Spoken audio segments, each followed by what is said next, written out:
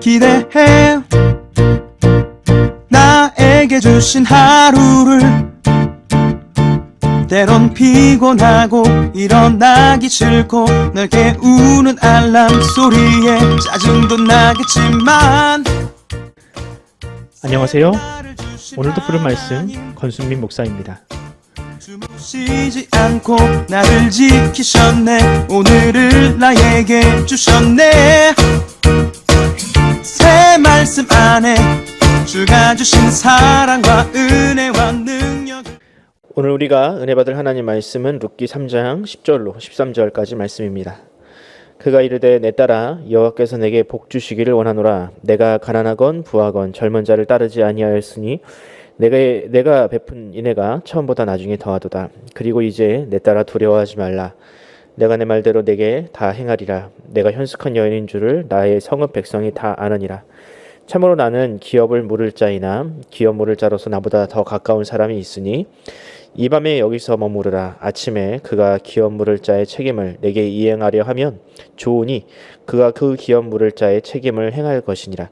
만일 그가 그 기업 물을 자의 책임을 내게 이행하기를 기뻐하지 아니하면 여호와께서 살아계심을 두고 맹세하노니 내가 기업 물을 자의 책임을 내게 행하리라. 아침까지 누워 있을지니라 하는지라. 아멘. 고대 사회에서는 현대인인 우리가 이해할 수 없는 문화와 풍습들이 많습니다. 그런 문화는 대부분 그 시대상을 반영한 것들이라 오늘날처럼 발전된 문명에서는 더 이상 필요가 없어져 버린 것이 많습니다. 우리나라에서는 이 단오라는 명절이 대표적입니다. 원래 단오는 설날과 추석과 함께 우리나라의 3대 명절이었습니다. 단오가 음력 5월 5월인 건 다 아시죠? 사실 이 단오라는 단어 안에 그 날짜가 포함되어 있습니다. 단오의 단은 이 첫 번째 단을 의미하고요. 5는 숫자 5를 말합니다. 그러니까 말 그대로 초닷새를 뜻한다는 말이죠. 이 단오에는 창포의 머리를 감기도 하고 그네뛰기나 활쏘기, 씨름 같은 민속놀이와 같이 축제를 열었다고 합니다. 그럼 단지 이렇게 축제를 하는 날이 단오였나? 그건 아니고요. 우리나라는 음력 5월만 되면 각종 질병이 유행을 했다고 합니다. 그래서 사람들은 이런 역병이나 병마를 쫓기 위해 그리고 한 해의 풍요를 기원하기 위해 대대적인 축제와 제사를 열었는데 이것이 바로 단오의 기원이라고 합니다. 하지만 이제는 과거처럼 농사를 주업으로 삼는 시대도 아니고 그런 축제나 제사가 병마와 싸워 이기는 데 도움이 된다고 생각하는 시대도 아니기 때문에 자연스럽게 이 단오라는 명절이 우리와는 멀어져 버렸습니다. 성경에도 이런 문화가 여럿 있습니다. 그 중에서 우리가 가장 이해할 수 없는 법, 신약 시대의 유대인들에게조차도 제대로 이해되지 못하는 법이 하나 있는데 그것은 바로 고엘, 즉 기업 물음이라는 법이었습니다. 고엘은 이스라엘 백성들의 재산과 생명을 보호하기 위한 공동체법이었습니다. 가까운 친척에게 생긴 문제는 그 가문, 가족들이 책임을 져야 한다라는 법입니다. 예를 들면 가까운 친척이 빚을 져서 해외로 팔려가야 하는 상황이 생기면 가까운 친척이 그를 그 노예 신분에서 해방시켜줘야 할 의무가 있었습니다. 이것이 바로 고엘의 정신입니다. 여기까지는 그럴 수 있다고 생각할 수 있죠. 하지만 이 책임의 영역이 이 부부관계까지 적용이 되면 얘기가 복잡해집니다. 하나님은 자식을 낳지 못해서 대가 끊길 가정을 위해서도 그 가족들이 책임을 져야 한다라고 하십니다. 예를 들면 형이 아들을 낳지 못하고 죽으면 과부가 된 형수를 동생이 없으면 사촌이라도 취해서 아들을 낳을 때까지 끝까지 남편 노릇을 해줘야 했습니다.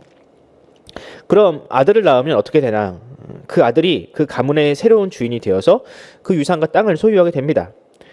만약 그 과부가 그 남편 노릇을 한 그 남자와 새로운 부부가 된다면 다행이지만 남자에게 이미 아내가 있어서 부부가 될 수 없다면 이 태어난 아들은 자신과는 상관없는 다른 집의 상속자가 될 뿐이었습니다. 만약 아들이 태어나지 않으면 자연스럽게 내 재산이 될 수 있는 유산인데 이 고엘이라는 제도 때문에 그 불편하고 손해 막심한 일들을 감수해야만 했던 것이죠. 그래서 이 고엘의 전통은 사람들에게 그다지 환영을 받지 못했습니다. 왜냐하면 이것이 사람의 이기심과 본성에 어울리지 않았기 때문입니다. 그런데 오늘 본문을 보면 그 불편하고 이득이 되지 않는 일들을 룻기의 주인공이자 다윗의 조상이 될 보아스가 하려고 합니다. 12절을 한번 읽어볼까요? 참으로 나는 기업을 모를 자이나 기업 모를 자로서 나보다 더 가까운 사람이 있으니. 자, 여기 보면 죽은 룻의 남편을 대신하여 그 책임을 감당할 사람은 원래 보아스가 아니라고 합니다. 보아스는 순위로 따지면 2, 3순위 정도로 보입니다. 그런데 1순위였던 사람이 그 책임을 지금 지고 있지 않습니다. 룻이 남편을 잃고 고향으로 돌아온 지 오래되었지만 그녀를 거들떠도 보지 않았습니다. 그 이유는 앞서 말씀드린 대로 그 일이 그 사람에게 큰 유익을 가져다 주지 못했기 때문이죠. 그 사이 경제력이 없던 룻은 어디 하소연도 하지 못하고 남의 집 밭에서 흘린 벼 이삭을 주우러 다닐 수밖에 없었습니다. 그리고 그동안 그런 룻에게 자비를 베푼 것은 다름 아닌 보아스였습니다. 그리고 보아스는 이제 룻의 온전한 남편 혹은 기업 물을 자가 되려 합니다. 룻의 불행과 가난에 대한 책임이 보아스에겐 없지만 그럼에도 보아스는 그 책임을 지려 하고 있는 것입니다. 앞서 말씀드렸듯이 이 기업을 모른다라는 것은 명예로운 일이지만 불편한 일입니다. 이를 위해서는 사람의 본성인 이기심을 버려야 했으며 다른 사람의 고통과 수치를 그대로 감당해야 했습니다. 그런 의미에서 이 일을 감당한 보아스는 장차 태어날 다윗의 조상이자 예수님의 족보에 어울리는 삶을 살았다라고 할 수 있습니다. 룻에게 보아스가 고엘이 되었다면 우리에게 예수님은 고엘이 되셨습니다. 우리는 이 세상에서 룻과 같이 소외되고 구원이 필요한 존재로 태어났습니다. 우리의 영혼은 죄로 말미암아 하나님과 멀어져 늘 가난했으며 사단의 노예가 되어 선을 행할 능력과 의지조차도 가질 수 없었습니다. 그러나 그런 우리를 위해 하나님은 기업 물을 자를 보내주셨습니다.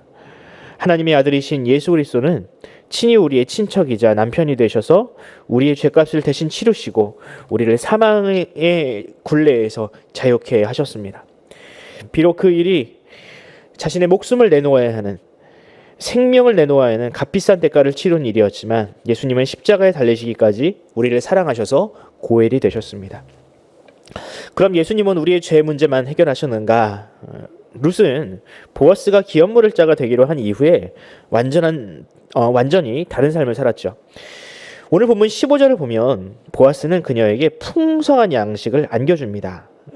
그리고 주님은 우리에게도 이런 은혜를 약속하십니다. 특히 보아스와 같이 예수님과 같이 가난하고 소외된 자를 위해서 기꺼이 고엘의 삶을 살기로 결단하는 자들에게 다음과 같이 약속하십니다. 누가복음 6장 38절입니다. 주라, 그리하면 너희에게 줄 것이니 곧 후히 되어 누르고 흔들어 넘치도록 하여 너희에게 안겨주리라.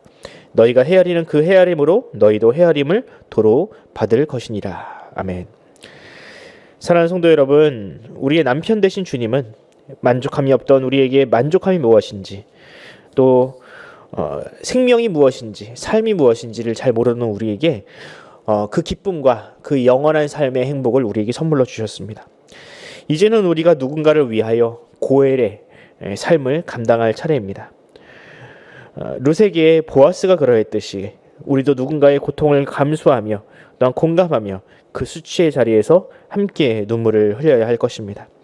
오늘 하루 우리 모두가 죄인의 본성인 이기심과 또한 편안함을 버리고 보아스가 선택한 그 삶, 예수님이 우리를 위해서 사신 그런 삶을 살아가기를 간절히 소원합니다. 기도하겠습니다. 하나님 아버지, 은혜와 사랑을 감사합니다. 주님, 과거 보아스가 꼭 자신이 아니어도 상관없는 그 일을 위하여 가난하고 소외된 그 룻을 위하여 기꺼이 그 기업 물을 자의 책임을 감당한 것처럼 주님은 우리를 위하여 그렇게 죄의 짐을 지셨습니다. 주님, 주님께서 지신 그 고난의 짐, 죽음의 짐, 십자가라는 그 무거운 짐은 감히 우리가 질 수도 없는 너무나도 가혹한 것들이었습니다. 하지만 주님께서 그것을 감당하심으로 말미암아 우리는 하나님의 자녀가 되고 또한 영원한 삶이라는 그런 복까지, 선물까지 받았습니다. 이런 복을 받은 자가 어찌 주님의 명령을 외면하겠습니까? 주님은 우리로 하여금 이 땅에서 그 삶을 살라고 하십니다. 고엘의 삶, 힘들지고 또한 고통스럽고 또한 여러 가지로 불편한 삶이지만 주님은 우리에게 그 삶을 원하시니 주여 우리가 기꺼이 그 삶을 살게 하옵소서. 감사드리며 예수 그리스도의 이름으로 기도드립니다. 아멘.